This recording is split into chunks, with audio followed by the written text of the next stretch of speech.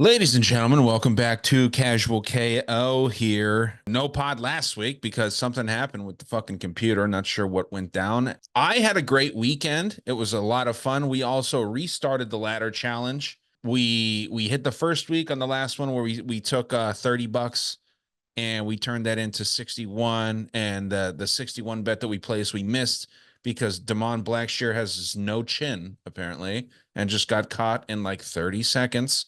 But we all felt good about that pick. That's the rule of the ladder challenge. We all have to agree. And this week might be tough, man, because these guys are putting a big case forward for Manel Kopp, and I am not there yet. So we'll see where we get on that.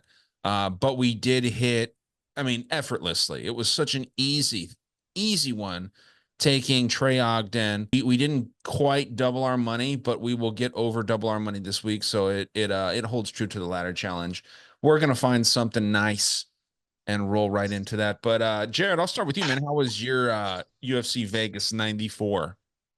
It actually worked out really well for me. The only losing bet that I had was Lee. And of course, Lee Oh, was on the whale bet. yeah. So he killed the whale bet, but the steamer came through that plus 888. He said it was a god number or some shit. You're right. We've lost a whale, but the fucking steamer made up for it threefold. Yeah. It worked out really well. It was a great night for me. Lee was the only one that fucked me. Anyone that hit me up on Instagram, I gave him everything I liked. And one loser out of the pack, it was Lee, but the rest of them we cashed. So we had a straight bet on Luana Carolina. We had a straight bet on Bruno Silva, and then we hit the steamer. So it was a good night for us. Love it. Yeah, I made a couple switches from the show, which no one heard. If people saw my Instagram story, I did have Hyder Amil in that one. Hyder Amil just he's one of these guys, man, like he fights at a pace that he can't even keep up with. Like he is such a dog, and I will not fade that guy until he loses. And I did fade Bill, and I had that on the show as well. We actually talked about that in our group chat. I said these Asians kind of suck at fighting, but I do think that Algeo loses, and he did. Looked like he got He hit a straight little. up quit. Yeah, it looked like maybe he broke his orbital on homie's face or a fist rather. So yeah, it was rough. But he's getting old, man. I think that I'm gonna continue fading LGO unless he's fighting just a total shit can. And I forget who he was fighting. Was it Duho Choi? I mean, I Yep. can't remember who it was. Was that who it was? A bunch of Asians on that card. It got a little confusing, but yeah, super fun fight card for me, man. And I'm always happy when we hit our ladder bet. So I'm hoping that we can continue that train this weekend, turn that 96 or whatever it is into about 180 or more, and then just keep rolling that into more and more money. Alex, how'd your weekend go, man? Amazing. I did have like some crazy parlays that lost on the last leg, so did get a little bit greedy and didn't cash out or hedge, so cost myself a little bit of money there. But same with Jared. We were smashing everything all night. Even Bruno Silva with a nice comeback for us. That was You know, nice. definitely one of the better weeks. And to be honest, if we could have that every single week, life's gonna be good. Yeah, well, that's the whole betting thing is that we're not going to have those every single week. I've had 3 bad weeks in a row, and to have a good week like last week was really, really refreshing. So I'm hoping that I don't know, maybe it's just my time this time of year. We'll see. But I have some confident picks in this. You guys don't like some of my confident picks, but we'll see how it goes. Well, Well, Ryan, you know what you should do is that well, you should go through, because I know you track all your plays. You should go through next year every month and how you did per month, because I did that and it honestly kind of aligns. yeah, And I like, believe in that. February is a really tough month for me. And this year I was just like, I'm gonna just take a break in February and I just bet Jared's plays. So you got to know when you're hot and cold, and sometimes it's just the time of the year. Yeah. No, I actually kind of do believe in that to an extent. The Zodiac kind of shit you're referring to, it sounds like. And dude, in March, like 3 days before my 33rd birthday, I placed first in a fucking DraftKings fantasy competition. Like that's Mm. really hard to do. And I placed first in it. So it wasn't a massive one. It was one of the ones where like you win 1,000, but I tied with two other people. So it literally was $333.33 3 days before my 33rd birthday. It was fucking wild. So like that kind of shit, you gotta believe in it to an extent. I wish that I would have put that same lineup in like one of those $100,000 pools, but I didn't. It's all right. We got there still. We still made a nice profit. It was a profitable weekend. But super fun. I mean, stacked UFC 304. There's 14 fights as of right now. I hope that no fights fall through. If one fight does fall through, I think it's the Makayev fucking Cop fight that falls through, because this dude, if you look at that dude's fights, man, Cop has had more fights since 2020 that have fallen through. 9 fights have fallen through for this dude versus the 6 that he has had Your since record. 2020. So a little scary there. But let's roll right into this, man. I think it's going to be a fun one. And spoiler, I've got some sound bites because I'm a nerd with this thing. I'm finally utilizing the Rodecaster to its full potential, and we got some sound bites that we're going to be using throughout the show. So let's start this off. I'll start it like I usually do. We've got Modestas Bukauskas versus Marcin Prachnio. You guys can see this tapology up, correct? Yeah. Okay. So I'm not going to beat around the bush too much here, man. I think Modestas Bukauskas wins this. I think it's pretty straightforward. He's a slight favorite. Marcin Prachnio, I don't think is very good. He's getting up there in age. Similar measurements for these guys as far as the tail of the tape goes, but there is that 4-inch reach advantage for Bukauskas. And I think he's just better, man. I think he's just better everywhere. Prachnio kind of has that weird karate style that doesn't seem to work for anyone unless their name's Wonder Boy. So, yeah, just without beating around the bush, I already have all my plays written down here. You can see them all on my paper. I've got Bukauskas by decision. Alex, what do you think about this first matchup of the evening? I was really heavy on Bukakis. I wanted to go heavy on him in the spot, but really kind of looking at his record and rewatching some tape, and they both fought Vitor Petrino, and using him as a kind of a measuring stick, you would think Prachnio would be the favorite in the spot. But, being that he had a little bit of a better outing against Petrino, so it kind of shocked me to see that this line wasn't as close as it should have been. But I got to go Bukakis too. Just something in my gut tells me he's going to be the one working more, having the volume. I think he can stuff the takedowns of Prachnio as well, because Prachnio's been a wrestler lately too. He hasn't been shy to go for the takedowns. So, yeah, I'm going to go Bukakis, wins a unanimous decision. Definitely not confident. Definitely not going to be throwing too much money on this one. I like it. I like it. Do you have a method? Decision. Decision as well. Oh, boy. I might have to pull out the soundbite here if Jared agrees. What do you got? Well, it's not the same method, but now mind you, I didn't spend too much time looking into this fight because this definitely is not a fight that I plan on betting. Just because both these guys, they're pretty high volume, they're both very inconsistent, and they both got some dusty chins. So I would imagine someone's probably getting smoked in this fight. I'm not real confident on either side here, but put a gun to my head, I'm going to side with old Modestas, and I'll say he finds a knockout. I'll call it round 2, so I'm confident. Bukauskas round 2? Bukauskas round 2 knockout. Oh, it's over, boys. If we're all agreeing there, It's over. That's rough. It's over. It's over. So, especially first fight of the night, maybe that's one that you don't lean into. I already do have money on that fight though, so it's a fucking shame that is the case. Now let's roll into this second fight of the evening, and you can take this one here first, Jared.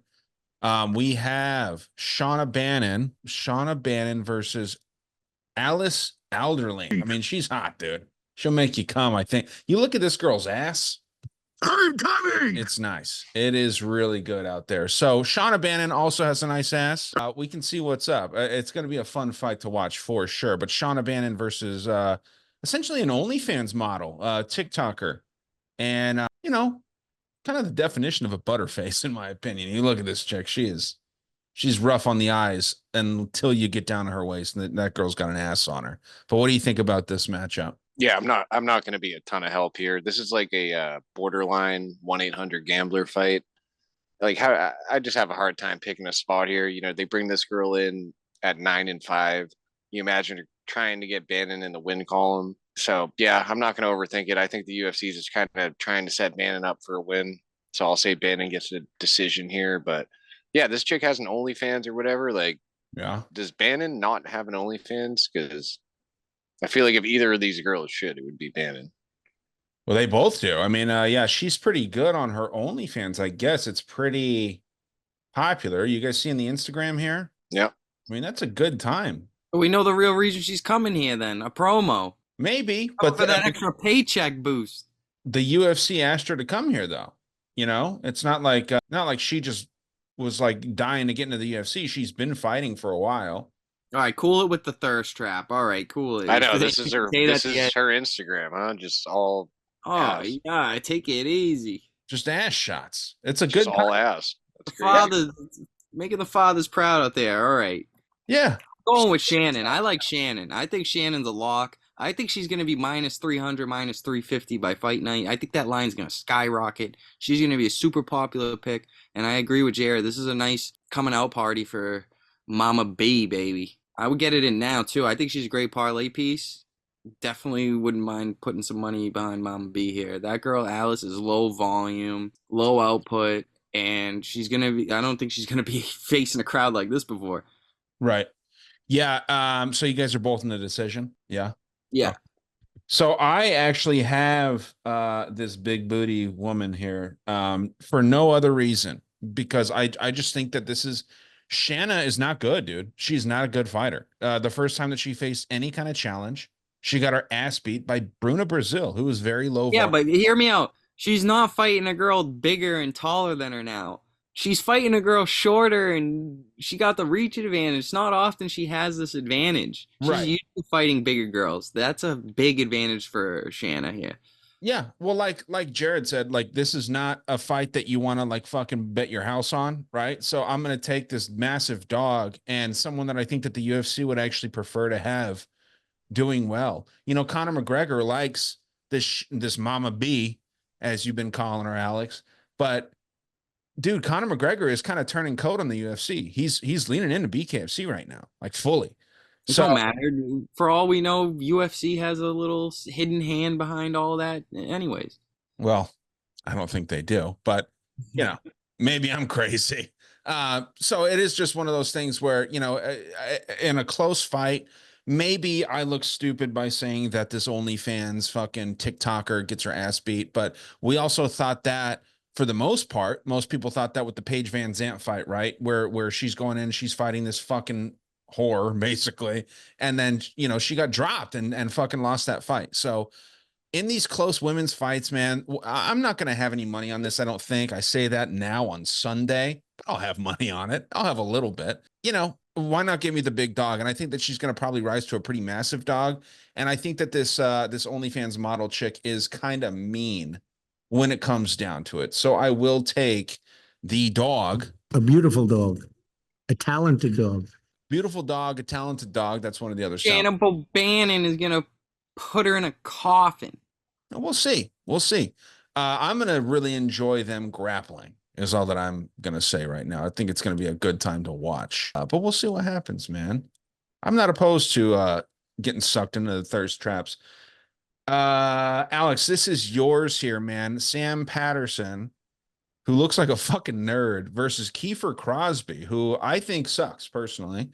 But who do you have in this? I'll let you start with this one. Well, let me rebuttal you and just say Sam Patterson sucks too. Yeah, I said he looks like a nerd. Guys are good in their own areas. You know, Patterson's more of a grappler, BJJ guy, and Kiefer Crosby, even though he's training at SBJ, he's more of a brawler striker. He's got that dog in him. You don't want to sleep on Kiefer. And honestly, when I saw that line, it really stuck out to me. I thought Kiefer is very live dog here, to be honest. You know, I think a double method here would be a good bet, like Crosby KO, Patterson sub. That's probably going to have minus money next to it. That's something I would look at. But honestly, I'm going to have to take a shot on Crosby, you know. I think you're taking the wrong dog here on the prelims. I think this is the one you want to take a shot on. This is the one you want to take a shot on. This guy's going to fight and die for your money. It's going to be harder for Patterson to get in on him. He's a little bit shorter. I don't even think Crosby's 5'11", to be honest. That guy's going to show up there. He might look 5'8". You know, I'm not confident on that 5'11" height. He's short. So, yeah, I like Crosby. I think he can keep it standing. Hopefully, you know, not get subbed out, but that's how he's going to lose. I do like the no distance here, but I'm going to go Crosby finds the KO round 2. Wow. Crosby, KO round 2. I do know that you're partial to the Irish. I'll say Sam Patterson gets the submission in round 1. I I got think. the flag. What? I got the flag. You have the flag? Look, I got the flag. It's That signed by Ian fucking- Gary, the biggest cuck in the UFC. That's the Italian flag, brother. That's red. Is that Bro, orange? you're colorblind. That is whatever. It's bad lighting. It's orange. Trust me. Okay. It's looking pretty fucking red from here. Yeah. Whatever, boys. Whatever. Hopefully you didn't accidentally. It has an buy Ian Irish- Gary signature on it. Trust me, he's not signing no Italian flag. Is that the flag you asked O'Malley to sign and he fucking turned you down? Yeah. Oh man. Yeah, that would be kind of funny if you accidentally bought an Italian flag thinking it was a fucking Irish flag. But it's we all make mistakes. It looks Italian, but I'll take your word for it because my face is not fucking red, when I'm not, behind this fucking Zoom color gradient here. But yeah, man, I have Sam Patterson submission round 1. I think that it's pretty straightforward here. I think that he's just good on the ground, and this is where Crosby's a little bit deficient. He seems he has lost a couple times by sub, and I think that he's going to come in heavy, and he's gonna feel the adrenaline from that crowd. He's going to come in swinging. Remember, these guys are fighting at like 2 in the fucking morning, so it's going to be kind of rough over there. It's going to be some weird outcomes, I think. And yeah, give me Sam Patterson submission round 1. I'm not going to put too much thought into a fight like this early on the card. But Jared, where are you at? I don't think Alex is crazy for taking Crosby here because he's really not that bad. The dude's got fast hands. When he throws his combinations, he mixes the body shots into it. A lot of the times when you see kicks getting thrown at him, he's checking every kick. And it's kind of like, this dude's not that bad. He's very aware of what's going on. And he has a high output, but he still has a composed kind of style with it. But against a guy so much taller than him, like, if he's going to win this fight, he has to stay like in Patterson's chest. He's got to stay in the pocket like that. You can't afford to stay at kicking range with a guy this much bigger than you. Patterson's really good at keeping guys at the end of his kicks, at the end of his punches. But when you get in close on him, that's when he starts to panic. And Crosby's definitely going to bring the fight to him. He has that output. If he's going to win this fight, he needs to make it ugly. But Patterson, he's tall as shit. The guy's rangy. He has the longest neck in the UFC. This guy's neck is fucking, he's 6'3". I'd say at least 5 inches at fucking pure neck. But the dude's not bad either. He's pretty fast. He knows how to maintain that distance. He knows how to close it. He knows how to get away. But my biggest issue with him, it's a head movement. Every strike this guy throws, his head stays in the same place. It's so high up on that fucking big neck, just waiting to get pinned. I mean, the head movement's not there. I've seen both these guys get rocked. Both of them have the ability to get chinned in this fight. I don't think it's going to last very long. It's a tough pick here, man. I think the line is way, way, way too wide. Somebody's getting knocked out here, I think. But I got to go with the taller guy here just to keep him at the end of his strike. So I'm going to say Patterson can get a knockout early. I'll call it round 1.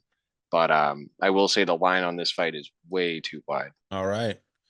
Yeah, I agree. Maybe an under is something good to look at between Peterson and Crosby. I'm up with Oban Elliott, who I fucking hate. I can't stand this dude's face. This guy is so fucking annoying to me, and he's taken on Preston Parsons. His nickname, the Welsh Gangster. No one hard has come out of Wales since like before the Revolutionary War, before that even. I just can't get behind the Welsh Gangster.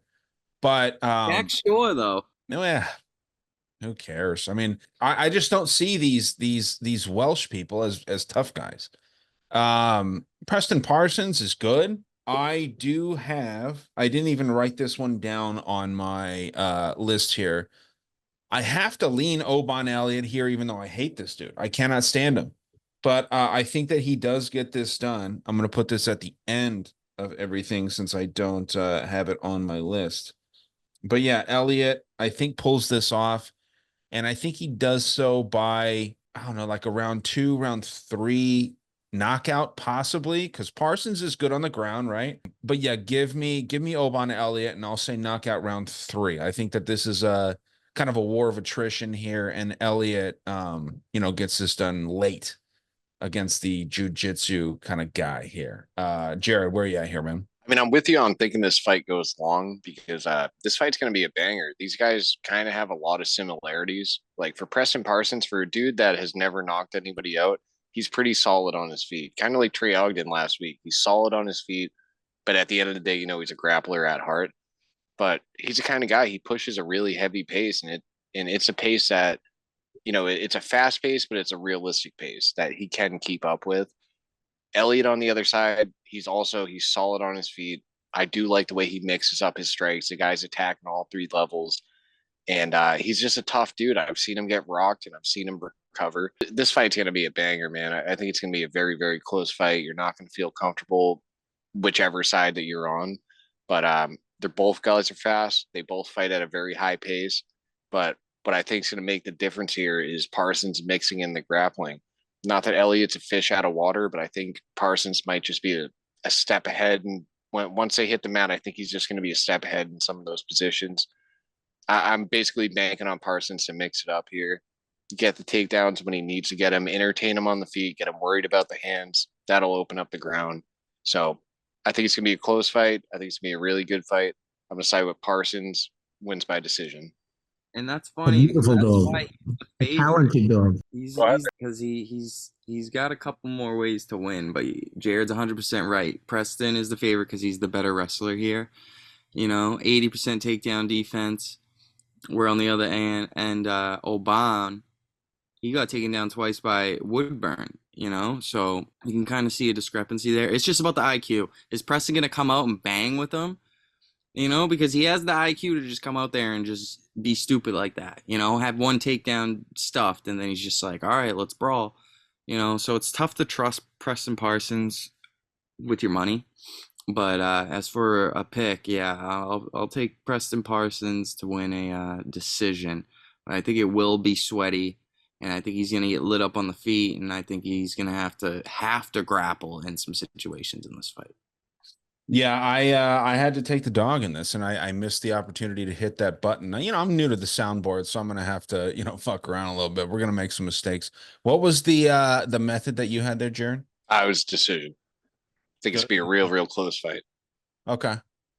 Cool. Well, yeah, you guys agree I am the outlier, which is fine. I'm cool with that. Next fight, Jared, take this one, man. Mick Parkin versus Lucas Brzeski. And I'm very confident in this, but you say this is a 1-800-GAMBLER fight. Let's see. I can't believe you're giving me the 1-800-GAMBLER. I can't believe you're confident in anything here. I got nothing. I got nothing for you, man. I didn't even refresh my memory on either of these guys. I'm gonna say Mick Parkin finds a knockout in the first round. Bretsky sucks. I don't think Parkin is good either. I don't know, dude. I got nothing for you. If you bet this fight, there's a great phone number you can reach out to. So you think this is a gambler fight, but you agree with lockstep. Not to step on Alex's toes because he's supposed to go next, but I have Mick Parkin KO round 1, and I'd be surprised. Alex, are you on the same page as us? You have KO round 1, or do you have decision? I'm gonna think the fight goes a little bit longer. I think the fight will be a little bit close, a little bit back and forth. But I think Mick can mix it up too. I think Mick would be smart to come in here and grapple, And I think Mick's a smart fighter. Yeah. He did fight a little bit too close against Usman. That was a little bit too close for comfort, and he did get clipped in that fight. And he doesn't look good when he gets hit too. He takes damage. So you gotta already think you might be losing on the scorecards if this fight goes long. There's no fucking way this dude loses on the scorecards as an undefeated fighter. I'm just saying they're both pretty close in the volume. As if Bretsky, has low output. He doesn't. He knows how to throw. But I think Mick has the finishing capability here. I think he has the power the power advantage.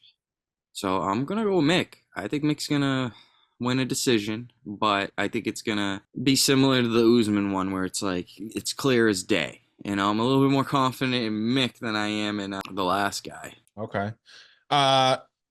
Yeah, I'm with you on that. I thought that since Muhammad Usman fought Mick Parkin so well that he was going to go out there and smoke Fat Boy. I forget his name that he fought last time, this fucking tub of lard. And that dude went out there and fought him very well, and so that was not a good look. because Muhammad Usman's not great, but Muhammad Usman looked so much better when he was fighting Mick Parkin. He was throwing Superman punches. He was like striking hard. He was actually trying to win a fight. It looked like Usman wasn't even trying when he was fighting in his last opponent there. His name slips my mind because he's a forgettable guy. But it's interesting. We all agree on this, but I sent you guys this three-legger. Alex, first word is gross. Gross. And I get it. I'm trying to lean into Nathaniel Wood, who is, the biggest favorite on this card by a long shot. I get it, but I mean, it's hard. It's gonna be kind of tough to find some fights that we all agree on this as far as money lines go. Maybe we can find some round lines and stuff like that, or methods or whatever later. But that stuff's not available till Thursday. And by that time, a lot of these money lines are going to be moving a lot. Nathaniel Wood's already up to like a 540, I think. So it's interesting, but we'll see where we end up. So Wood's sitting at minus 425 right now. What is that? Wood is minus 425 right now. Okay. I must have seen him. I'm looking at best fight odds, and he currently, Nathaniel Wood, where the fuck is this guy? Minus 425 is where he's at on here. So that's not accurate at all. So yeah, it's just one of those weird things. You gave your thoughts on the Parkin fight, so we're moving on up. Hadley is taking on, I'm sorry, I got to pull this back up. Callan Loughran is taking on Jake Hadley. Jake Hadley stepping up on short notice. I don't know who went last, but Jared, why don't you take, no, Alex, you took that last one. Jared, sorry. Let's take that again. Alex, what were you going to say, Jared? I said, let's hit the reset button on this one. Yeah. Go ahead. You'll get the sentence out. Yeah, we'll get it out there eventually. Alex, this is you, dude. Take Callan Loughran versus Jake Hadley. Again, stepping up on short notice. What do you think about this matchup? So we got Jake at plus 170, now plus 155. Some action coming in on him early, and I thought there was value on that, to be honest. You don't like seeing him on short notice, but it kind of is a good matchup for him. A pure wrestler in Loughran. I just think he's the guy to be on upset alert for the Englishman on the card. You know what I mean? He's one of the few guys who's a dog.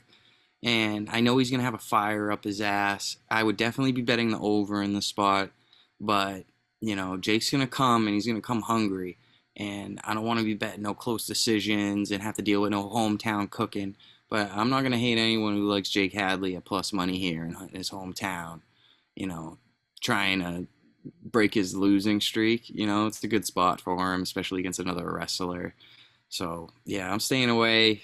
I think it's going to be a close decision. I'm going to go with the Irishman, but, definitely a scary spot here. The over is definitely the play. Okay. Loughran decision. I like it. I can't disagree. Jared, where are you at here? Despite being on a week's notice, I'm taking Jake Hadley here, and I feel pretty decent about it. Loughran, his best weapon is his wrestling. He has decent cardio, but that wrestling is really everything for him. When he's on his feet, the dude's not throwing the cleanest strikes. I mean, he's really loading up. He's high volume, but he throws everything so hard. Nothing down the middle. It's a lot of hooks. He's trying to land that one and done. Jake Hadley on the other side, he's a dude. I really like him. He has fast hands. He's a guy that he fights behind his jab really well. And defensively, he's pretty sound. I mean, a lot of the shots that get thrown at him don't get through. He has this way of blocking punches, like, on his exits. He has a way of putting his arms up where you're either just catching his shoulders or you're catching his arms. It's like a lot of the shots that get thrown at him don't get through. This guy is hard to find. And if it hits him he's a scrambly dude. He's got great grappling. He's got cardio for days. Even on a week's notice, I'm not worried about the cardio here. And I like the pace that he just puts out there. Loughran's going to match that pace. These guys are both going to come out hot. But I think that pace that they set, it's a pace that Hadley's going to be able to hold, and Loughran's going to start to slow down. So I'm taking Hadley here. This might be a really close fight. These guys are going to fucking go at it, but I'm going to say Hadley gets a nod here. I'll go Jake Hadley by decision. A beautiful dog. A talented dog. Beautiful. Talented. I'm on the same side as you, man. I have the beautiful, talented dog. It just, for me, he's the more aggressive guy, and he's just gonna kind of pull this off. I have not been impressed in the slightest by Callan Lawford. Even in his win last time, he didn't look good at all against who the hell did he fight? And Angel Pacheco and Hell Pacheco. I mean, he looked bad in that fight, in my opinion. Pacheco had some serious moments there, and yeah, I just was not sold on Callan Lawford. I did have him against Taylor Lapilus because I hate that French savate style of fighting. But Lapilus was able to, I mean, make Callan look like a fucking fool. And I think that was actually, I don't know if it was in France or if it was in England, but he made him look bad. So, yeah, give me the beautiful, talented dog here in Jake Hadley. And we'll roll right on into the next one, which is a female fight. I guess it's a strawweight fight. Is that true? I thought that these bitches were fighting at yeah, it I is. remember Molly's last fight. She was down at 115 and she actually looked pretty good there. She looked like she started taking things seriously for the first time in her career. Yeah, which is important. So we have Molly Meatball McCann versus Bruna, the special one, Brazil. And if you look at her eyes, she does look like she has Down syndrome. She might be special in one kind of way. But I'll start with this one, man. I have Molly McCann here. I think this is a no-brainer. Um, I don't think that Molly McCann's good, but the reason I think it's a no-brainer is because Bruna Brazil is too gun shy. She's not somebody that's gonna, go out there and overwhelm her opponent with strikes. She's got power and she's got all this. She doesn't do anything with what she has. So yeah, I have written down here Molly McCann KO round two. I think it's a TKO. It could come a little bit later. I didn't hit the I'm coming for Bruna Brazil because something a little off with her. I think maybe she's a little bit disabled mentally. She's not all there, in my Yeah, opinion. takes one to know one, right? It does, man. It does. I've been accused of having the tism, but I don't. But a lot of people think that I do. And yeah, I just give me Molly McCann. I think that this is an easy setup for her. It's a bounce back spot after she got that armbar win over Diana Belbitsa. She's fighting another skinny chick, skinny, good looking girl. This is the same thing. I think it works out the same way, but I think it's a knockout in round two. Alex, where are you at with this McCann Brazil fight? All right, red flag. Last time this girl, Bruna Brazil, was in front of a crowd, she got knocked out By my girl, right? by a girl, Denise Gomez. So that's a red flag. I don't know if she's going to handle even a bigger crowd because that was a fight night. And this is a pay-per-view card. So she's in the obvious sacrificial lamb spot of the week. That's why this line is just so wide to begin with. It's probably going to get wider, to be honest. But here's the thing. I think the best way to turn Molly into plus odds here is, even though it goes against the trend, because the last five of her fights have not gone to a decision. For a female, that's kind of an outrageous stat. But I think it goes back to, I think this one goes the distance here. I think Molly's going to win it. Lots of volume. She's going to double up on volume on Bruna. I think she's going to win this easily. But I think, they both have their moments. I think Bruna could even get a knockdown, kick her, beat her up with some kicks, maybe land a head kick. But I trust Molly to have that dog in her and just keep moving forward. She's going to win the pressure. She's going to have double the volume as Bruna. So, yeah, I'm going to go with decision, but I know the popular pick is going to be Molly by finish. Yeah. Yeah, that's interesting because McCann hits really hard, dude. And if you're thinking that she doubles up, I would expect a knockout, maybe a TKO. These refs are a little bit sympathetic to these women, but maybe you're onto something there, just kind of fading the public narrative. Jared, what do you got? Yeah, I disagree with both you guys. I'm on Bruno Brazil here. I think Molly McCann is Beautiful dog. I think A she, yeah, I got talented dog. that beautiful, talented dog in Bruno Brazil. I just think Molly McCann, she's one dimensional. She's a one dimensional brawler. And I mean, she's not technical at all. She just really, I mean, she has a high output and she throws bombs. That's about it. If it gets to the ground, her grappling is shit. And And when they're on the feet, there's nothing technical about her. She's just trying to get that knockout, which of course it's worked out for her. But, how often she's been kind of 50-50 in the UFC. I know Bruno Brazil, she's 1-2 in the UFC right now, but this girl's a definition of a Muay Thai fighter. She is so, so technical. I think the reason you might think she might be a little gun shy or low volume at times, it's because that Muay Thai base. She's big on returns. She kind of waits for the fight to come to her, and then, if you hit her, she wants to hit back. She kind of counters a little bit too much for my liking, but she's super technical on her feet. She's long, she's rangy, she's the taller girl in this fight. What this fight I think is going to come down to is who fights their fight. If Bruna fights Molly McCann's fight and gets into a brawl, there's a good chance she's going to get knocked out. But if Bruna Brazil fights her fight, keeps it long, keeps it at distance, and fights technically, she's going to pick Molly apart.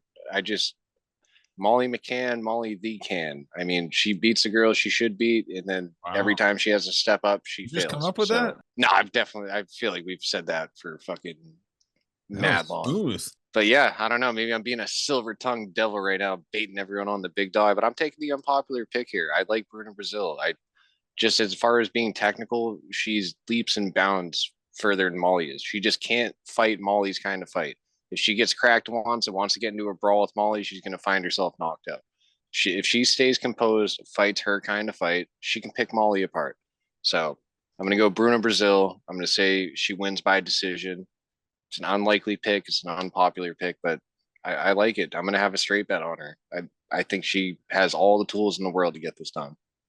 I'm coming. Yeah, I think you just like her. I think you like her, dude. I might. It's okay, if you think she's hot or whatever, that's cool. But I think that it's an interesting matchup. I think that we will see what happens there, obviously. But I think that she is set up. Like I think Alex said it really well. She's kind of a sacrificial lamb here, fighting in front of a crowd. But maybe that technicality comes out, because I will give you that, Jared. She is the more technical fighter. She's the better fighter. She's this close to just being like top 10, top 5 in that division.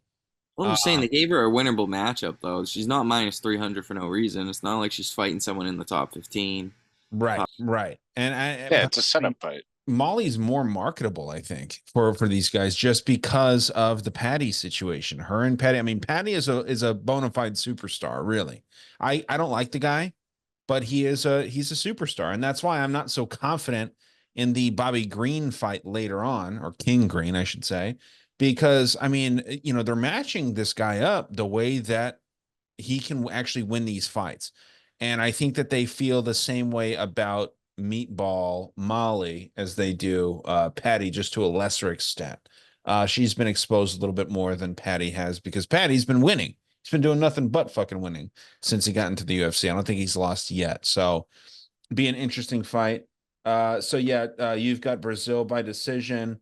Alex and I have McCann. I've got her by knockout in round 2. I think that she gets this done. I do think that McCann has been taking her career a little more serious after she got a little bit of a reality check. So we'll see what happens. But Nathaniel Wood takes on Daniel Pineda right after that.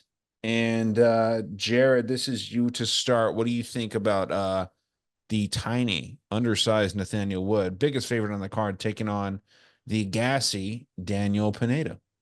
Well, he's not so tiny and undersized in this fight. He's fighting a dude that's actually his height for once, which is kind of rare for him. But I'm very, very confident in Nathaniel Wood here. Pineda's a dude that I like too, but my issue with him is he keeps his hands really low. A lot of his punches are hooks, and he's winging a lot of them. The dude loads up so much. He doesn't have the best technique. He throws hard as shit, but he's loading up on everything. Of course, you're going to land that big punch here or there, but that's not a sustainable style. His cardio isn't good. Neither is his chin.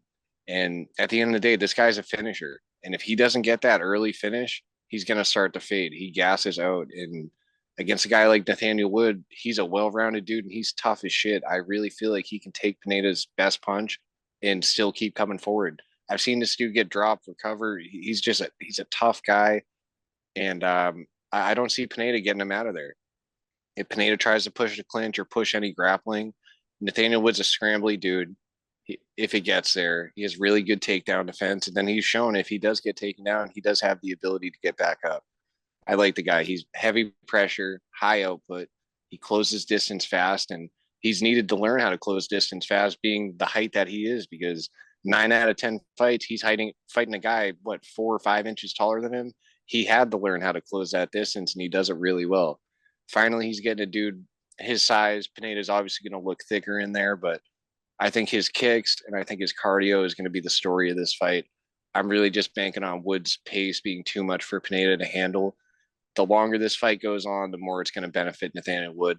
Pineda's a tough dude. I'll give him some credit and say he doesn't get finished, but I'm all on Nathaniel Wood here. I'm going to say he gets the decision. Okay. Alex? Yeah, I like Wood too. I am very much worried about Pineda, but I was talking to Jared earlier. I was like, Wood's a great live bet spot.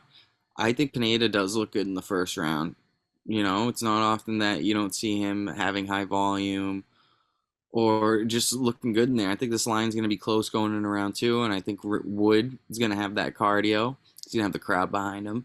And if he gets to round two, I don't think Pineda's going to have too much in him, especially dealing with Wood's wrestling, his movement. It's going to take a lot out of him. So I'm going to go Wood gets a second round finish. I'm going to go knockout because, Pineda's going to be pretty tough to sub. But wouldn't be shocked to see a sub either. Second round knockout for Wood. You have the second round knockout for Nathaniel Wood. So do I. I told you I had all my shit written down already. It's over, boys. I'll agree on this fucking fight. I don't know why you guys were hating on me for picking this as one of the fucking three stuff. No, hold up. How this you guys hating? The only pick I had an issue with was Mick Parkin because but we all you agreed on suggested that was you suggested a 1-800 gambler fight to be a part of the ladder. That one's vetoed right away. I was perfectly fine with those other two. I actually have those other two. I'm looking. Mick Parkin is where you lost me. I'm looking here at our. Look at our messages. What shit did I talk about that other than we don't have to pay? No, I'm looking here on the picks. You have Mick Parkin knockout round one. Yes, and I also said that's a 1-800 gambler fight that I didn't look into at all, and I won't have any money on. But you have him knockout round one. Because, yeah, it's a setup fight, but one thing I do not put money on is low-level heavyweights. That's what that fight is. And you think that Mick Parkin's a low-level heavyweight? Yes, absolutely. Interesting. And you think that they would set him up to lose in his home country, even though he's no? I picked him to win. What do you? I picked him to win round one knockout. Yeah, I think I don't doubt he's gonna win. I won't part ways with my money on it. Man, I don't get that. I don't get it. But it's fine. We'll move on. Maybe on a punt, but not the ladder, not the whale, not the steamer, but a punt. Maybe I'll throw him on, but. Well, you're out of your mind when we get to Manel Kopp, right? Because Manel Kopp, I think that's a fucking punt. That could go either way because it's a featured fight. We're getting there quick. It's actually this fucking fight right now that we're heading up to. So let's talk about that. Manel Kopp versus Muhammad Makayev. This is a punt, no matter which side you take, because Manel Kopp, talented striker, great striker. I would say one of the better strikers in that division, but he's so you cannot depend on this guy. But Alex and yourself, you guys are both very confident that Manel Kopp wins this to the point where you're like, let's just take this. Alex was, to your credit, Jared, Alex was the one that's saying like, let's fucking go in on Manel Kopp. Let's do the ladder bet with him. I haven't heard your thoughts on that, Jared, but with something that could be so close, I think this is such a close fight that I am not trying to rely the ladder bet on this, because I think that it's the featured bout, undefeated fucking fighter coming out of realistically Dagestan, but he represents, England and the United Kingdom. He's fighting in this featured spot on the prelims. He's fighting a guy that has pulled out more times and has popped for steroids pre-fights several times. Like, this dude is not dependable. So it's very interesting that, I'm just sold on Mick Parkin in this spot. I think that that's one of the only locks on this card. And you can laugh about it, Alex, whatever. When he fucking wins a fucking 30-27 and it's a no-brainer, I'll talk a little bit of shit. But I already have marked down here that Muhammad Mokaev wins this fight, and I think that he does so by decision because it's going to be a close fight. Kop's not going to knock out Mokaev. I actually tend to believe that Muhammad Mokaev was sick with staph when he went into his last fight because we'd never seen him gas out before like he did. He got very tired in his last fight and fought like shit. But Manel Kopp always has some weird shit going on. Like I said, he's had since 2020 9 fights drop, whether it's him or his opponent. 9 fights dropped since 2020, and 6 fights actually fought since 2020. That's not a good look either way. So I'll just open the floor because this is obviously like the most heated fight between the three of us. I am sold on Muhammad Mokaev in this spot. I think this is a layup for him. You guys are on the cop side. I will say, I'll put it out there on record. I will take that Muhammad Mokaev the Manel Kopp underdog spot. I'll take that. If we lose, you guys have to spot me the $50 to restart this, but I'll take it. Yeah, there's no way. I mean, that's so you guys aren't. This is a team effort. No, we all have to agree this fight's way too disagreeing. This one's out. It's not on the ladder. Perfect. I'm glad that you said that, Jared. So you guys talk about your thoughts on this fight. All right, well, I'll just lay it out there right now. I think it's pretty cut and dry where I could totally see it being a close fight. Obviously, Mokaev is the A side of this fight, at least where they're at. But to put it in like the most simple terms is I think Mokaev needs takedowns to win. If he doesn't get takedowns, I don't think he's going to look good at all on the feet. On the feet, he's low volume. He's not super technical. He throws a lot of wild shit. I think, obviously on the ground, there's a big gap. On the feet, there's a big gap. The cliche, every round starts on its feet. Right. I truly believe Mokaev needs takedowns to win. And if those takedowns start getting stuffed, I mean, look at the Alex Perez fight. I think that really proved how one-dimensional he really is and how much he desperately needs those takedowns. If you can stuff those takedowns, he's going to start to panic and he's going to get sloppy. Those takedowns are going to get worse. Mokaev's a guy with Manel Kopp's a guy with great takedown defense, and he does have a get-up ability. Granted, we haven't seen him try to get up against a guy like Mokaev, but he was taken down by Pantoja. He got back up against Pantoja. Now, granted, I know that fight was a long way back, but those skills don't go away. I just think Mokaev desperately needs takedowns in order to win this fight. It's not like it's not a winnable fight for him, but when you have one guy that absolutely needs to get it to the ground and then the other guy that's comfortable on the feet and can prevent it from getting to the ground, it feels like Kopp's the clear choice here. I know you're sold on Mokaev. Alex is sold on Kopp. I'll play the kind of in the middle. I'm a little on the fence, but I am way more on the Kopp side of the fence than I am the Mokaev side. Just for the reason of, I think Kopp might just have a few more tools where Mokaev needs that one way to win. Kopp can make it last in other ways. Got it. Alex, what are your thoughts? But without necessarily making. I think Kopp's gonna get that fucking belt. That's what I think. I think Kopp should be number 6. It's freaking insulting that he's fighting up to Mokaev. It's fucking insulting. He's the real fucking guy who should be number 6. This is ridiculous, guys. Like, come on. I know Mokaev's been hella active, but this is a big step up for him. He's getting his O taken. It is for real crazy that Mokaev's ranked higher than Kopp. Gotta go. He's gonna. I'm telling you, he's gonna be pulling guard. It's gonna get so bad. This guy who's a favorite's gonna be pulling guard. Manel Kopp is getting better odds by the day. I'm waiting in the bushes to hit that. But I'm telling you, I think as long as he keeps it standing, that finish is coming. He's gotten a knockdown in every single one of his last 4 fights.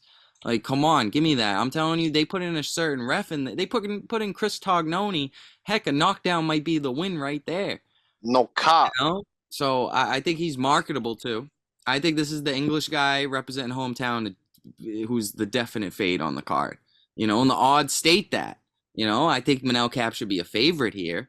I think maybe it being in England might have an effect on the odds a little bit. I could see that. But I think Kopp's going to knock this boy out round 2. Maybe round even 3. But this man's got no gas tank, too. I mean, even Kopp, Kopp could get... Is Kopp a lock this week? Absolutely not. Absolutely not. Can he get taken down, wet blanketed for 3 rounds? Absolutely. Have I seen it happen? Yes. Can he get taken down for first round and get subbed? Absolutely. But that's how only way he's gonna lose. I think Cap could even go for takedowns himself and wet blanket Makayev. Makayev isn't afraid to get taken down. Just to let you know that. And then Sure. if he comes to find out that he can't sub this AKA prodigy, then what's he going to do? The fight's over then and there. If Cap takes him down and he doesn't get subbed in round 1 and he dominates him in top position, that's going to be a very bad look for Makayev. But we all know Makayev, he's not going to sit there. He's going to throw up a leg lock or something and scramble. Right. But Well, that's my thing, Alex. You said it perfectly in your own words. Is like, Cap's not a lock this week. If we're trying to do this ladder challenge thing, we're looking for locks, right? Like Trey Ogden, we all felt like he was a lock last week, and he was. I mean, that was the most dominant 30-27 on that card last week, and that was a good pick. Last time that we started the ladder challenge, we had a no sweat 3-leg fucking parlay that doubled our money. So that's what I'm saying. This is not a no sweat, no matter which way you look at it, no matter which side you're on. This Muhammad Makayev fight. it's just one of those spots where, in my opinion, it's just one of those spots where it's an auto bet. It's just one of those spots of the week you have to bet. Sure, but not when we're There's no way I'm laying money on Makayev when he's going to be pulling guard trying to only get submissions. I only think he has one way to win in this fight, and it's by sub. I'm going to be looking at some double if I'm going to bet a double method on this fight, I'm putting Makayev by sub on one side 100%. But Manel Cap is definitely, the rightful favorite here. He has more ways to win. He trains the better camp. He got the better resume, in my opinion. He's going to get it done. I mean, losing to beautiful and talented was not good. That was a robbery. He did not lose to him. Well, he pulled out the second time they were supposed to fight too, which is not a good look. Again, could have knocked him out anyways. So again, what I'm saying is that we don't want to take for these ladder bets these 50-50 fights. I think this is a 50-50 fight, dude. Like, that's where I'm at. I think that this is absolutely a 50-50 fight. I think that if it's close, it goes to Makayev 10 times out of 10, especially. I'm just putting your spot in a spot too where, the odds are getting better by the day, and 80% of the public's on Makayev too. Yeah. On an even Steven fight. Anything close, Manel Cap has been raw. I'm going to talk about this in a later fight too, but anything close, I feel like the UFC kind of like, oh, we kind of robbed you on that one. Yeah, all right, we'll talk to the judges on the next fight. Any fight you get close, maybe we'll give it you that way. They owe this man. Anything close, I think is going to be just given to him just based on credit. No, not here. I'm telling you, when you get robbed by split decisions or you lose some close fights in the past, they'll give you one here and there. And I think Manel Cap's 100% due. Anything close is going his way. I've got away with a couple. I don't know, because I think that this makes Muhammad Makayev undeniably like he's the next title challenger if he beats Cop. Cop doesn't necessarily get the next title shot if he wins this fight. So, Pantoja needs somebody to fight soon. And I think that it's probably Makayev. I don't think that it's Cop, man. That's just me. 100% going to be Cop. We'll see. And Cop's going to win the belt too. Cop's going to get the belt. I told you guys this mad long ago, years ago. Cap's the champ. He's coming to get that belt, baby. Alex is a big Kendrick Lamar fan, in case you haven't noticed. I'm telling you, he's getting. And look who won the war. Look who won the war this year. It's gonna make sense for him to win. Kendrick's on top. He just fucking roasted Drake. Drake touched Nike, and Nike's stock went down into the tube. Everything he touched turns to shit now. Holy shit, dude! I was joking. I didn't expect you to run away with that thought like that. Yeah, it's not the same. It's not all connected. Okay, so let's be clear. I am on the Makayev side. Jared is on the Cop side. What method, Jared? Kendrick by decision. Decision. And Alex, you have him by decision as well? No, I don't. I have him to get a finish, knockout, round 2. We ain't going to no judges in England. Nah, he knows better. He's so low volume. Get that knockout, boy. He's so fucking low volume. We're gonna get that knockout. You're saying Cop is low volume? Yes, dude. You're out of your mind. He fucking throws like 4 times as many strikes as fucking Makayev. As Makayev's a wrestler. You can sit there Right, but and have you watch call him all of no? Cobb's fights, and he's just sitting there ready to go. You can't call a dude low volume when he's fighting a dude that's so much more low volume. Oh, I What's can't wait. Is Cop it like gonna be five? just like What's he Bruno land? Silva? 5 significant a minute? How many Cop Makayev land? One. He doesn't. He's not a striker. He's not a striker Right, but how are you gonna shit on a dude for being fucking low volume when the other because dude he's a is striker. astronomically more low volume? I would say that Ayev is a bad wrestler if he wasn't always shooting takedowns. It's apples and oranges that we're comparing here. It's literally a wrestler that you said yourself, Jared, he needs to get it to the ground, and Yes. Cop needs to have it on the feet. It's apples and oranges. So a striker that is low volume, I would fade 10 times out of 10 over a high volume wrestler that is just spamming takedowns. But that's but where I you're really disagree. I don't think underrating Cap's Cop isn't a wrestling. low volume striker, bro. Look at the numbers. Where are the numbers at? Let's say. Pull it up. I I have it. guarantee you this motherfucker's landing at least 5 significant strikes per It, minute. it is 5. It is 5. Okay. And let's say, yeah, I mean, come on. That's not low volume. That's over 6 fights over fucking 4 years, which is horrible, by the way. We're Just getting not off a track. top We're talking numbers here, Yeah, that is part of the numbers. Let's see. striking numbers. That's Six what happens if fights. you're getting paid, $250,000, $500,000 a fight, I don't think they brought him in on a small, shitty contract. Strikes landed per minute is 5.12, and strikes absorbed per minute is 4.51. All right, you know what, Ryan? I just figured it out right now. I got a fun one for us. Remember Whitaker versus Aliskerov? We had the mustache bet. Yeah. Let's do a pepper bet. Okay. So I'm I not told you I involved. won't- no, we can do this between us two, but this is me backing you up, Alex. You better be happy. I'll say Cop, you say Makayev, loser has to go to the grocery store and buy your fucking heat peppers. What kind of pepper we doing? Habanero. Habanero? Yeah. All right. And Light then work. so the rule had no, I didn't labor. I ate a fucking Serrano at a restaurant and nearly died. But Habanero's fucking 100 times hotter than that. so part of the agreement, right? When whoever loses, when you do eat that pepper when we do the pod, you have to it has to be your turn to break down a fight. So you need to eat the pepper and then immediately break down a fight. Perfect. Let's go. All right, let's do it. Do it. It's official here on the show. Yeah, man. I mean, I think that this is a close fight, but I think that it goes to Makayev. I really do. So we'll see. Like I told you at the beginning of the show, I think that this is actually a very fair, honest, realistic possibility that something happens with Manel Kopp or Makayev and this fight falls through, because more of fucking Kopp's fights fall through than actually happen. He is the fucking flyweight version of Paulo Costa. This dude does not fight. He's fought fucking 6 times in the last 4 years, man. That is ridiculous for a flyweight. So yeah, not a fan of this dude. Makai has been very high volume, and his last fight, him being Cop, was very disappointing, man. He fought a fucking unranked dude, and we're thinking this dude's gonna be champion. No fucking way. I don't even know if this dude fights for a title, to be honest. Let's move on to Arnold Allen versus Giga Chikadze. And this is me to start with. I've got Arnold Allen.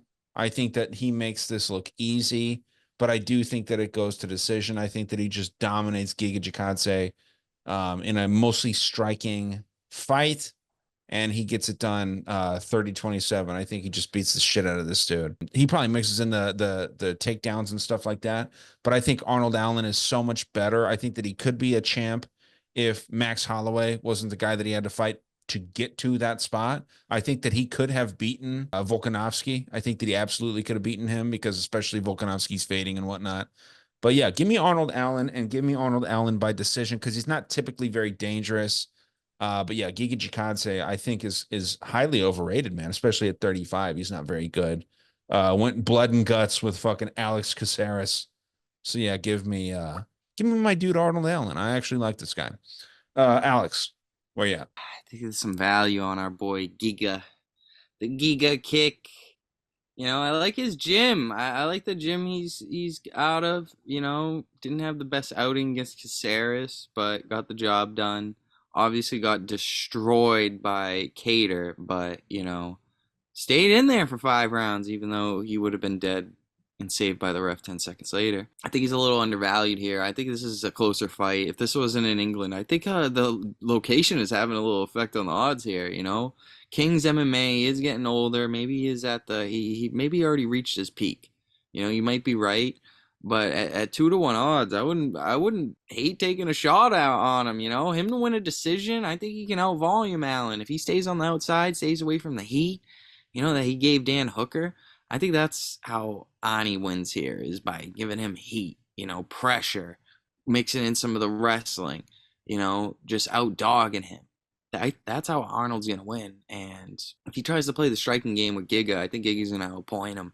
And I think Giga's going to hurt him too. Those body kicks, those sneaky head kicks, I think Arnold could get clipped by one of those. So I think it just all depends on Arnold's game plan. If he's smart, he shows that IQ, he should get the victory here, especially if he gets to the judges. But I just think Giga is going to out-volume him. He's going to fight smart. And I think Arnold's not going to come in with a wrestling game plan. I think he's going to fall in love with his hands, especially after fighting Max Holloway, that Max Holloway effect. He's probably going to come in and try to bang, especially in his hometown. Does he want to put on a bad fight? I think he's like incentivized to come in here and strike with Giga. So I'm going to go with the 2-1 dog here, because I think he's going to get the type of styled fight that favors him. So, definitely not the best pick going with the older guy, going against those trends, but you're getting good odds on to go against the trend.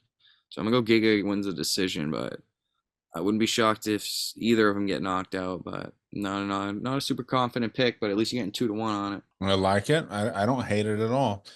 Jared, where are you at here? Yeah, I can't believe he got fucking Annie turning his back on a fellow Annie. I'm going Arnold Allen all day here. This is my most confident pick on the card. Me too. Giga, yeah, dude, he's one dimensional. He's a really, really good kickboxer, but he's one dimensional. Kicking is his best weapon.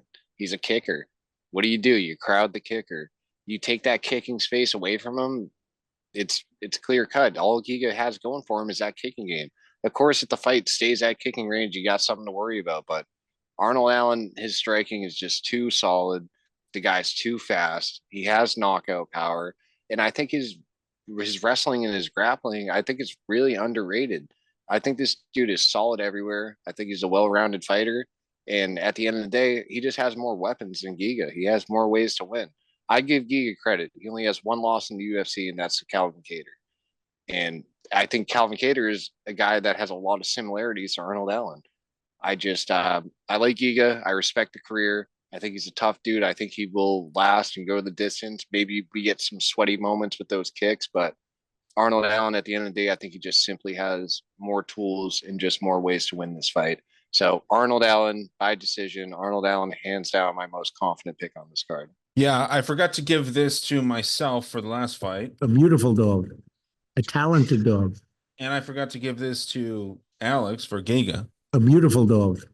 A talented dog. So like I said, I'm working. I'm remembering the soundboard. We're gonna really get that down at the end of the day. But yeah, I mean, this is another one kind of like this Vegas 94. There was a ton of good dogs this last card, man. There was a lot of live dogs, and this is similar. There's a lot of great dogs on this one. Beautiful dogs and talented dogs for this card coming up here.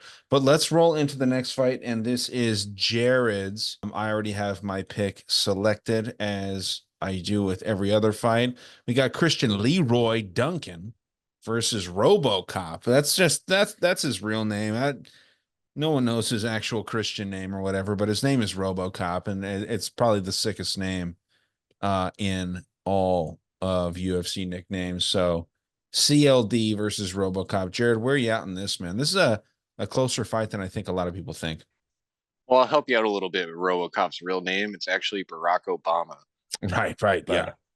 But yeah, dude, Barack, he's a finisher. I mean, this guy can really end the fight from anywhere, whether it's on the feet or on the ground. This dude is the definition of a finisher. And the way he fights, he's a guy that he doesn't like to he doesn't like to take backward steps. He really wants to bring the fight to his opponent. And, you know, he's done well with that, but he has had times where if he lands hard and he sees his opponent hurt, he'll start getting wild. And he'll get into those wild exchanges and where he leaves himself a bit open. And that's definitely gotten him into trouble in the past. I mean, he throws a lot of punches or a lot of, like, just in general, the dude's output is super high. But with that, he gets hit a lot. I think in this fight, he has a clear path to victory, and that's through the ground. Duncan, the dude that he's a really good striker. When you look at him, he's fast, he's explosive, and he's unpredictable. When this dude's on his feet, I mean, he's world class. You know, the way he mixes his strikes up, the way he can maintain that distance, the way he makes that, you know, the way he closes distance so fast, the guy's really good. He's a hard guy to train for. It's a tough guy to like try to have someone in your gym replicating his style. The dude's so unpredictable. It's hard to find somebody like that. So he's a tough guy to train for. But one thing I see with him is he's not super comfortable on the ground. He has okay takedown defense, but if he ends up on the ground, you could tell. I mean, this guy is a striking base. If he is on the ground, he's not comfortable. And those, you know, he has so many explosive movements and he's so dynamic. Those big explosive movements that cost so much energy. If he spends that first round throwing spinning shit, doing his wild striking, those big explosive movements, now he gets tired. If he ends up on his back, he's going to have a rough time getting back to his feet. I think he's taking a big step up here. I think the fight's lined this closely for a reason because it is a coin flip. If it stays on the feet as the fight goes on, Duncan should be able to kind of pick apart Rodriguez, but I think Rodriguez has a path here. If I can see it, I think he should probably fucking see it too. Maybe entertain him on the feet for a bit and make him think you're going to strike with him and then just start spamming the takedowns. Even if he's not getting the takedowns, the threat of the takedowns is enough to get him thinking about other shit. Maybe that dynamic striking isn't so dynamic after a couple of rounds. I think this fight's probably going to play out fairly close, but I'm going to side with Gregory Rodriguez. I'm going to take Barack Obama by decision. I just think he can mix it up a little bit more. And I see one guy that's comfortable everywhere and one guy that's only comfortable on the feet. If we can get it to the ground, I think Rodriguez has a very clear path to victory here. So we'll go Rodriguez. By what method? Decision. A beautiful dog, a talented dog. So talented and so beautiful. Alex, what do you think? I kind of like a finish here. I am curious to see how Duncan would do on his back against Rodriguez, and I don't think it would look good, you know. And I also think it's not going to look good every second it is on the feet. I love a finish here. I think it's going to be violence. Give you that over under 1.5 rounds is plus 105. I might take that means the no distance is probably going to be something around like minus 250. You know, that might be a nice leg there. I'm going to go Duncan gets the first round knockout. I think he's just going to be too fast. I think it's definitely not a safe play. You know, I also do agree with you guys. I think G-Rod should be the favorite here. The geographic location is affecting the odds. Maybe. So, tough pick. I just think we're going to see violence. I think a double method here for just a fight to end by KO would be safe too. That's probably going to be like minus 200, minus 180. I just think Duncan's going to clip him in the first round. I think G-Rod's really chinny. I think if Bruno Ferreira could do it, being that guy, I think Duncan's quick. I think he can get there. You know, I know Dennis Tahulian lasted to the second round with him, but I think Dennis Tahulian has a fucking granite chin, to be honest. And I think G-Rod's gonna fumble in the first. I think he's gonna go. All right. Well, yeah, you and I are on CLD. Jared's on the beautiful, talented dog. You're going to be happy that you have this fight, I think, Alex. You've got Bobby King Green, actually legally now King Green, versus Paddy Pimblett, or Paddy Pimblich, as all of the fucking Portuguese call him. But this is a fun fight, man. I actually think this is a really good, like, barometer for Paddy. I think that, you know, if he beats Bobby, or excuse me, King Green, if he beats King Green, he's actually good. But if he loses here, he's not necessarily overrated. He's just not as good as he was brought up to be by, Barstool and all these places that were backing him. And it will be interesting to see how Molly McCann performs before this in my opinion. I think if Molly wins, it might kind of, shoot up his odds of actually winning this fight against a talented striker who's got great takedown defense, because Patty needs this on the ground if he wants to fucking beat King, right? But Alex, I'm curious what your thoughts are on this. And if I know you, I know you're picking King, but tell me why I might be wrong or right. What's going on? This is one of the fights where I picked out, like, I want to say right when the odds got set, I said it was a trap. Because Jim Miller in his last fight against Bobby Green was the same odds as the open. It was plus 150. And they opened Patty up at plus 150. And I said, that line's going to close so fast. And here we are. He's going to be the favorite by fight night. You know it. He's going to be the popular pick. He's fighting Bobby Green, and he's fighting him at a good time in his career to be fighting him, after that Jalen Turner fight. I know Jim Miller wasn't going to be able to take advantage of it, but I think Patty will be. I already know the strategy. Patty should be coming in here just like Drew Dober, just come in here and brawl and catch it. That's it. He needs to touch him once, and it's over. That's it. Unfortunately, Bobby Green's just past that point of no return. And it's unfortunate what I've been hearing from Patty, and I'm kind of suspicious that he's just full of shit and he's lying, kind of like what Ian Gary did, like, hey, yeah, I'm gonna come out and strike with MVP, and he came out and grappled. I think Patty's doing that. I think he's baiting everyone because he's saying he's gonna come in and take down Bobby Green and sub him, and I was just unsure of why that would be a strategy. But, Bobby Green's not the worst wrestler. I don't know why you wouldn't go out there and just try to expose his chin, make it a quick night. So I really think that if he doesn't do that, Bobby Green's going to win the fight. I think Bobby Green could finish Patty. I think Bobby Green could outwork Patty. I think anything close, it's going to go to Bobby Green, given how many split decisions and close decisions he's lost. If he's going to go to a close dude, that a close decision goes to Bobby Green. I promise you it's going to go to Bobby Green. that. In England, if anything close, I promise you it's going to Bobby Green. I can't believe you just said that. Wrong. I'm telling you, it's going. He's marketable. It's not even a bad person to give out. He's near the end of his career. He got a couple years left. Fuck it, give him the win. Patty's gonna be here for fucking 10 years.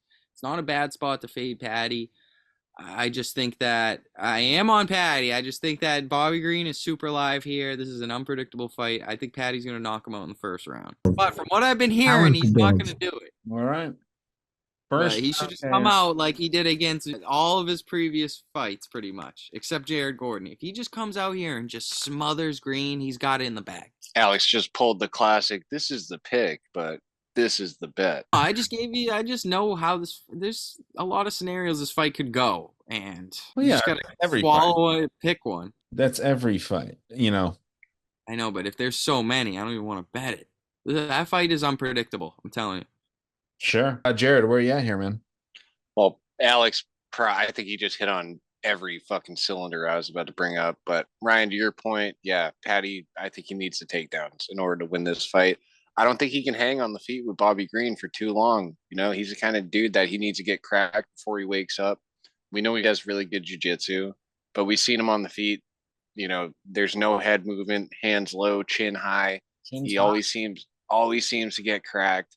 And Bobby Green, at least, he has his hands low, but his chin's at least tucked. And Bobby Green, he's not a very hittable guy. He's very high volume, and guys have a hard time finding him. He's another guy that it's a tough dude to train for. Like, it's difficult to find someone that's going to replicate him in the gym because he's just very unorthodox. You're not used to fighting guys like that.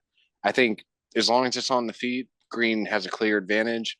If it hits the mat, it might only need to hit the mat one time for Patty to find a submission. But Alex saying anything close goes to Bobby Green. I don't know what you got in that blunt right there, but next time when I see you next week, I'll take some of that so I can be stupid too. Anything close in this fight is going to Patty Pimblett, especially in England. That's insane. So Patty Pimblett decision. Yeah, I'm not going to overthink it. I like Bobby Green. He's very marketable, very entertaining. I think he's funny as fuck, but I think it's gonna be a close fight. Patty's gonna squeak out with those takedowns when he needs them, and this could even be Patty gets one takedown, he can find a submission. I can't act like I haven't seen Bobby Green flatline before, or I haven't seen him get wrestle fucked before. You know what I mean? So, right. Patty Pimblett by decision. That's the pick. A beautiful dog. A talented dog. Both you So guys talented, on the so talented beautiful. dog. And I am on Bobby Green here. I think that it's just that's what I see happening. I think that I don't think it's going to be close. The way that I see the fight going down, I think that Bobby Green defends, I mean, 90% of the takedowns. I see Patty getting desperate, trying to shoot a lot after, 3 minutes into the fight, 4 minutes into the fight. And he's just shooting, shooting, shooting. And Bobby Green's got great defensive wrestling. I mean, some of the best defensive wrestling. And that's because, like, he holds his hands low. He does that Roy Jones Jr. kind of like showboat boxing, but it really works well for him because he's got those hands so low. So I actually do think that Bobby Green doesn't necessarily get a knockout, but I think that he rocks Patty a couple times. I don't think Patty is very good, and I don't think that he's ever going to sniff the top 5 of the lightweight division, especially. I mean, that's a very competitive fucking division. He might not even get in the top 10. I'm not sure where he's at right now, if he's ranked or not, and I'm not sure where Bobby Green is. Do you guys know? He's not. Patty's not ranked. I think Green's like 14 or 15. So Okay. this is Patty's opportunity to break into the rankings. But that division's so stacked. The second he gets in those rankings, there's very, very few winnable fights for him. I don't think this is a winnable fight either, man. Like that's what I'm saying. I think that Bobby Green, I thought that who's that fucking pussy that got fucking knocked out because Bobby Green looked at him in the first minute of the fight? Grant Dawson. Grant Dawson. That fucked up your beautiful fantasy shit, right? Dude, I would have gotten $10,000 if Grant Dawson just won that. I hit $4,000 off of fucking. Yeah, fuck Bobby off, Green. Alex. Yeah, I was trying to win. So the my problem with that is this fucking prick. That was so perfect. That was the most organic, like, yeah, fuck off, Alex, I've ever heard in my life. Yeah, I won $4,000. Yeah, fuck you. I feel like I say this every Saturday. Yeah, go fuck yourself, Alex. But that was the most organic one I've ever heard. Well, yeah, no, and great for you. But the thing is, dude, you know how hard it is to win a fucking 5,000 person league, fantasy fucking league? Like, that is insane. And I was at the fucking top because so many fluke matchups happen, and I was just on that. And then fucking Grant Dawson gets sneezed on by Bobby Green and fucking gets knocked out. It was disgusting. This fucking I that's why I always hate Grant Dawson. Like, no matter what You'd be happens. laying minus 500 on Dan Grant Dawson against a dog like Bobby Green, a little vet. Yeah, No- but realistically, if that fight happens, 9 times out of 10, I think Grant Dawson still wins that fight.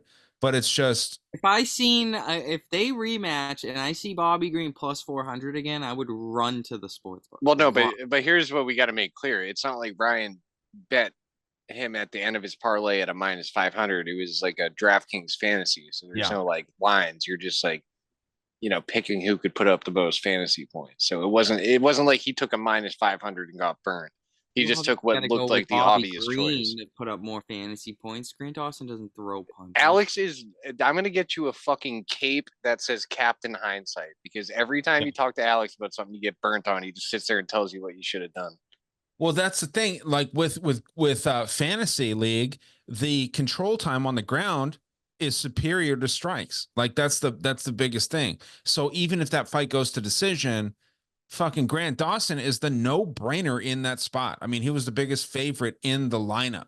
So I was like, yeah, dude, I got him. And I picked all kinds of underdogs on that card. And I was just I was literally I was in the number 1 position by myself. And if Grant Dawson would have fucking won that goddamn fight, didn't matter if it was knockout first round or decision over 25 fucking boring minutes, I would have gotten $10,000. And this pussy got fucking breathed on by this fucking guy, Bobby Green, and fucking just died. So fuck Grant Dawson to the end of my life. I don't care.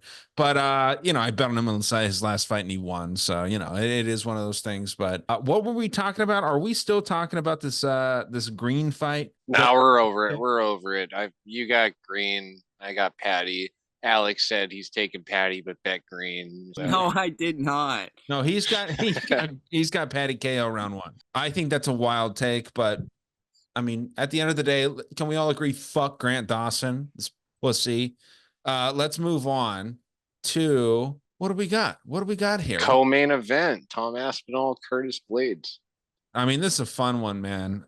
This is me. I am heavy on Tom Aspinall. I think that Tom Aspinall absolutely gets this done quick. And I think he does so in round 1 or 2. Not a hot take by any means, but I will have you know that I did actually bet Curtis Blades the first time around that they fought. I bet on, and I don't really like Curtis Blades. I think that he's got horrible fight IQ, but I did take Curtis Blades. I cashed a ticket on him. Obviously, it was that knee blowout from Tom Aspinall, but I think Tom Aspinall is the truth. I think he's probably better than John Jones. I think that it's a compelling fight.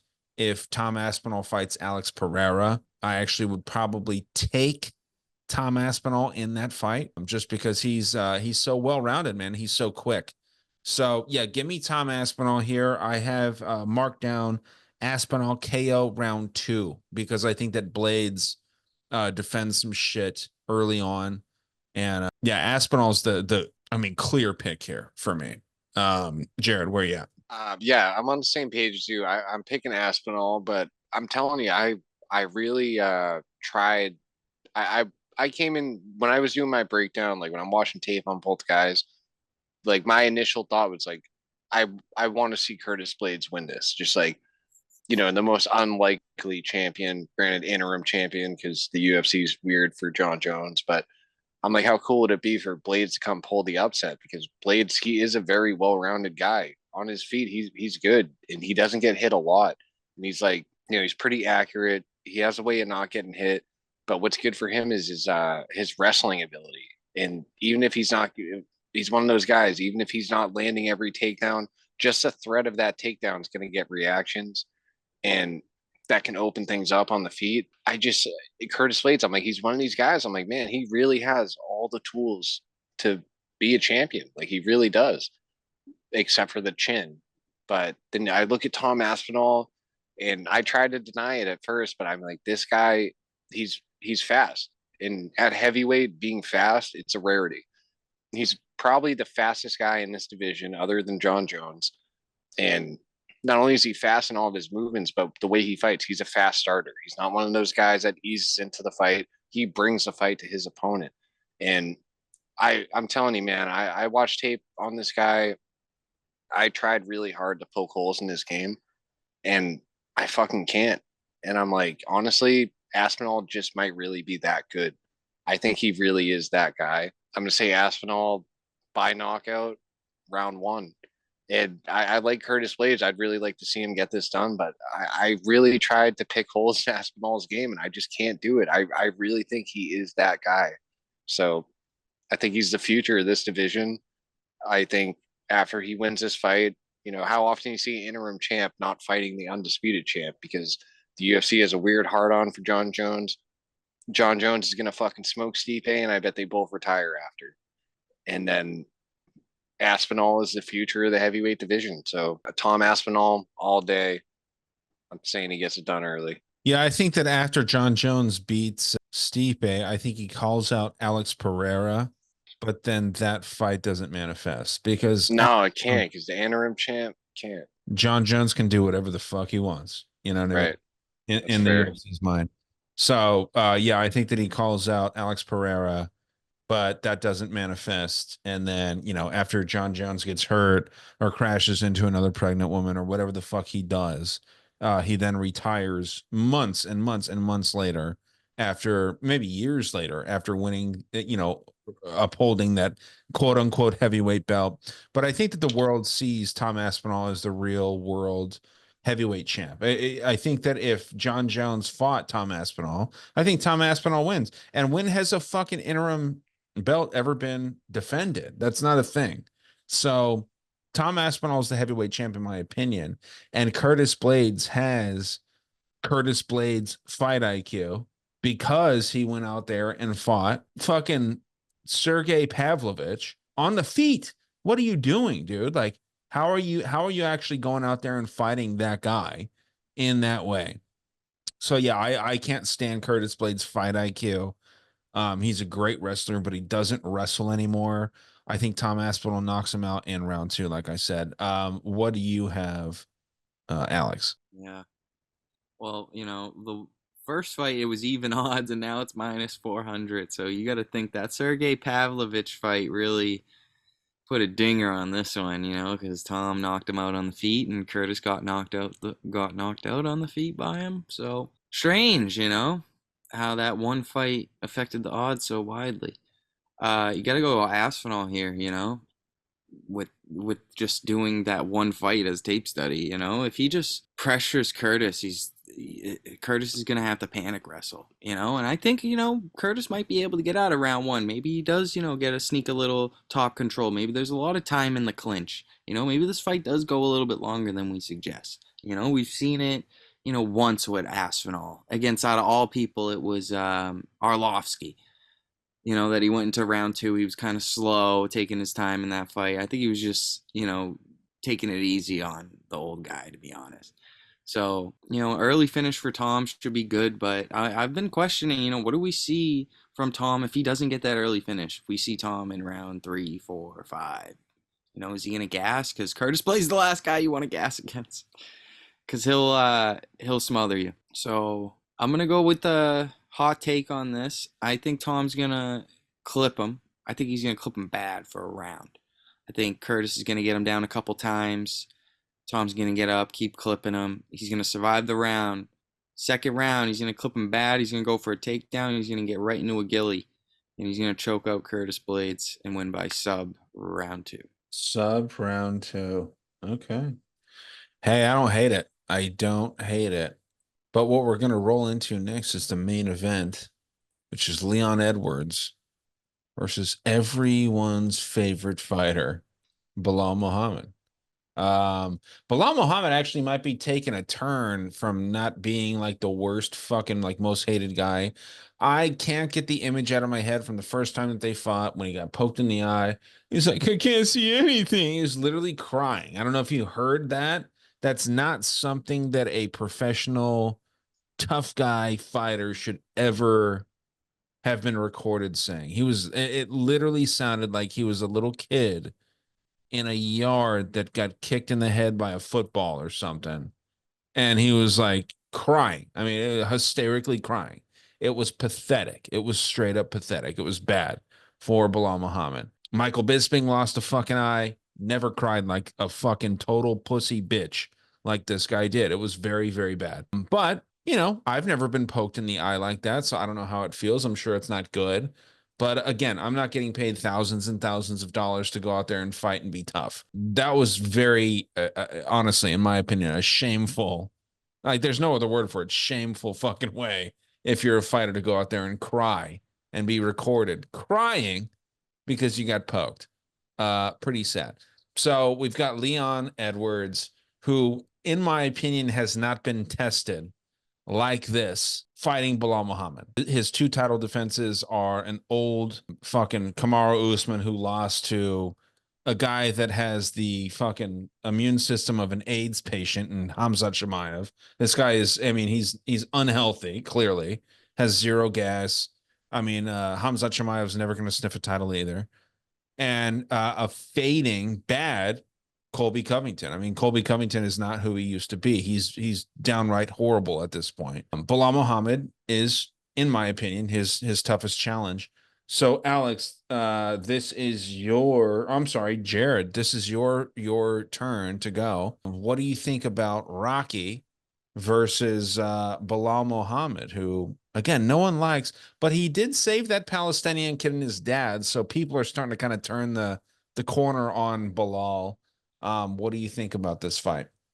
Yeah, I saw that thing with the Palestinian kid. I was like, yeah, it's pretty tight. Nice guy. And it's sad what's going on over there. So that's very sad. Yeah, I mean, just that picture of a child with his fucking legs broken. I don't know. I have a hard time watching like crime documentary. Like I can watch any crime documentary. Once I see like a child in danger, I'm like, all right, too much, So yeah, he's a good guy. The fact that he's doing that or whatever. But in this fight, I think a lot of people are going to be surprised by this one. I feel like this fight's going to look a lot like the first Usman Leon fight, minus the head kick. Bilal's not bad. I think, and I honestly think Leon Edwards is overrated. He's a good striker. You know, he's sharp. The dude is accurate. He lands a lot, but he's very low output, and his biggest weakness is the grappling. And Belal is, believe it or not, on the feet, Belal is a higher output than Leon Edwards. He lands more, more significance than Leon does per minute. And it's one of these ones like, yeah, Belal probably, yeah, he needs the takedowns to win. He has 25 minutes. Leon is the kind of guy that we see it all the time. He does slow down, even in his victories. They're not the cleanest wins in the world. The guy really does slow down. The grapple heavy pace that Bilal's going to push, I really think this is a winnable fight for Belal, and it's the guy that everybody shits on and nobody likes.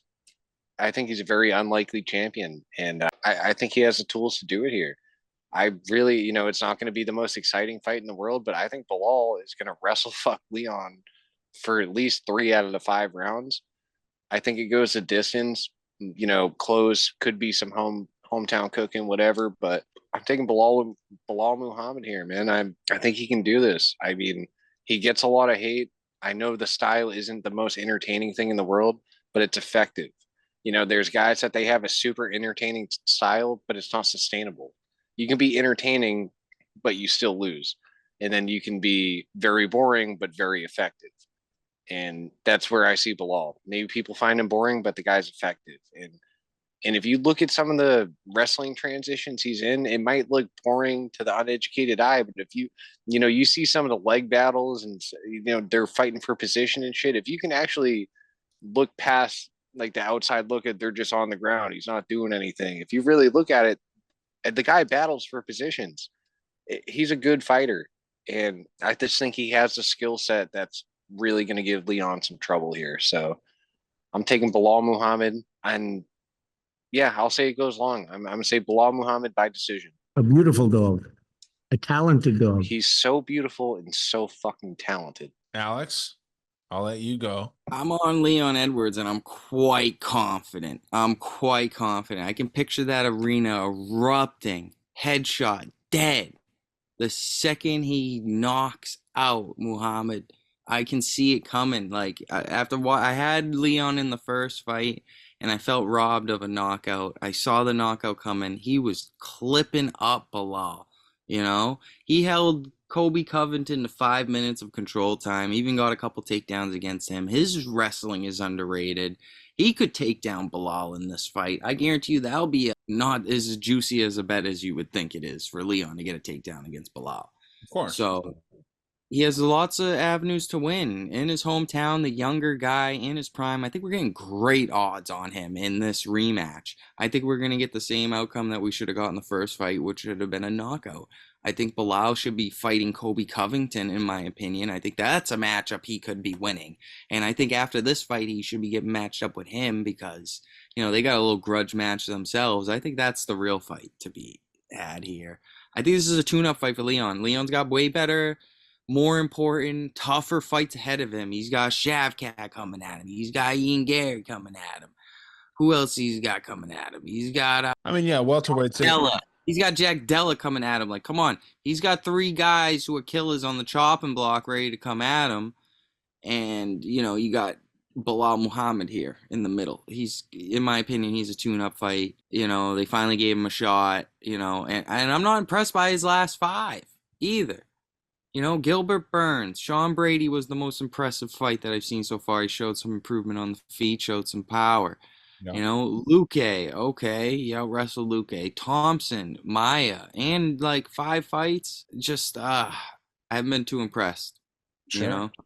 Are you impressed with Leon Edwards' wins over fucking old Colby Covington?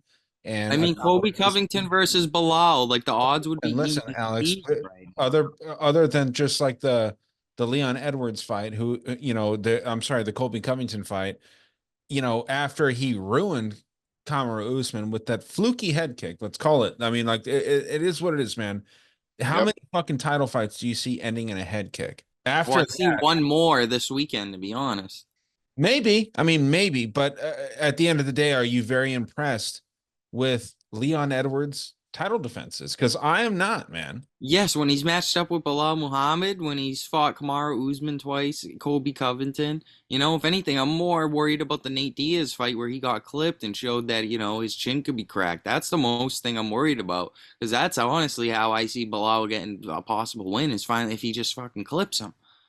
Yeah. I That's think how I Bilal's a see it. better But wrestler than you don't bet those fluke situations at, plus 180. You want to get him at good odds. right. So I think Yeah, I think Bilal's a better wrestler than Colby is at this state in their lives, right? Maybe not Colby. I'm sorry, maybe not Usman. Usman is a fantastic wrestler, probably one of the best in the UFC, no matter the weight class. I am on.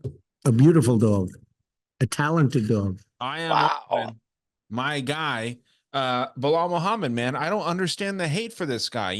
He's got a lot of fucking hate. I already have it written down. I have all my shit written down. I have Muhammad by decision. And the reason that I have it is because he has been training with Habib.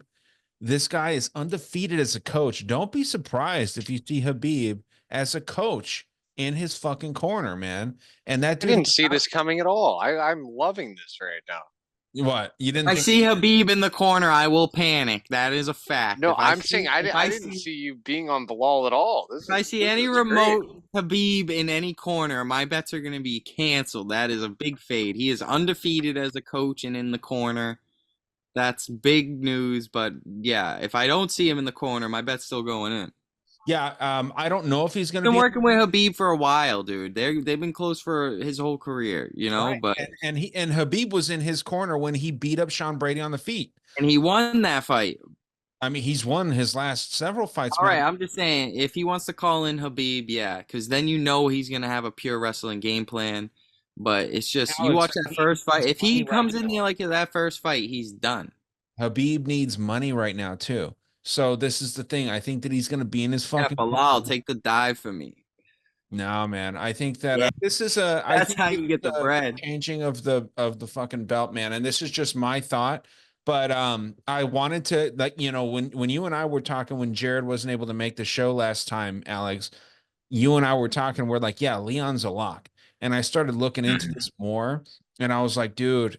Bilal is so underrated and so hated that everyone always wants to bet against him. The books and the fucking casinos would love for fucking Bilal to win because no one's fucking putting money on this guy. A sneaky prop. Muhammad by sub would be a sneaky prop. I don't see that happening. I think I see him by knockout or by decision. The knockout is I'm low going too. decision.